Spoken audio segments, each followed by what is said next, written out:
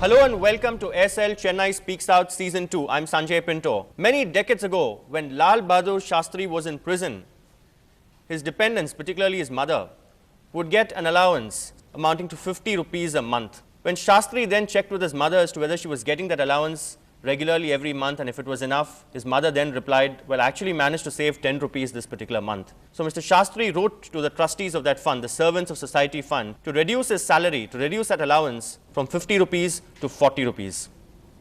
Times have changed, ladies and gentlemen. Times have really changed. Many years ago, Sonia Gandhi once remarked, the Congress president, that her mother-in-law as Prime Minister was drawing less salary than her pilot husband. And look at what's happened today. Contrast that with what our MPs are now demanding. Can you imagine, even after a 300% hike, they still say they've been insulted? So we are asking you on SL Chennai Speaks Out, do our MPs deserve a better salary packet? To debate this, we've got Sarath Babu. I thought it was important to get somebody who, from IIM Ahmedabad, spurned corporate offers to try and become an MP. Sarath Babu is the CEO of Food King. Mr. EVKS Ilangovan, former Union Minister and former MP of the Congress Party, I would say by far the most articulate and outspoken Congress leader in Tamil Nadu. Both of them believe that MPs deserve a better deal and what they are being paid is not enough. It's peanuts. On the other side of the motion, we've got S. Murari, senior journalist. Chris Dev, who is a fearless RTI activist, somebody who exposes politicians, who talks about, most of them at least, and their assets and whether they attend parliament or not. Both of them, Murari and Mr. Chris Dev, believe that MPs are overpaid and they don't need a penny more. In fact, what they are being paid is too much.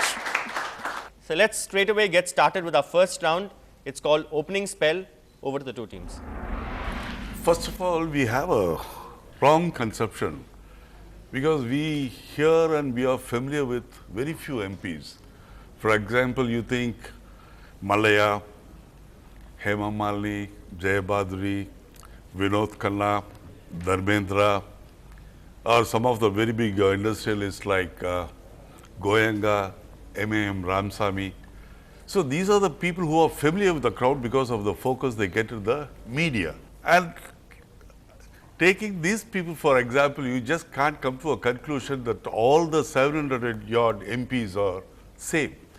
MPs come from all sort of life, say from middle class, from below the poverty line, from upper class, upper middle class.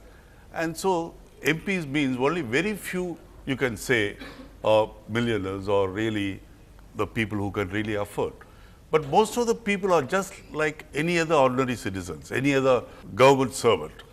So I think the hike is a must, and it should not be 50 alone, it should be much more than that. That's what I think. All right. If you pay peanuts, you get only monkeys. And I also thought in countries like Singapore, the salary is quite high.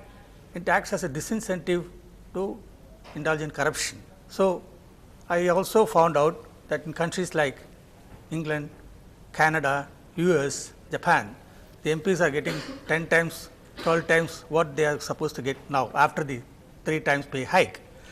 But then I found the root cause is money power in elections. Regardless of how much pay they get, the corruption cannot be eliminated. A standing example is British House of Commons. How many of you have heard of the MPs expenses scandal of 2008-2009?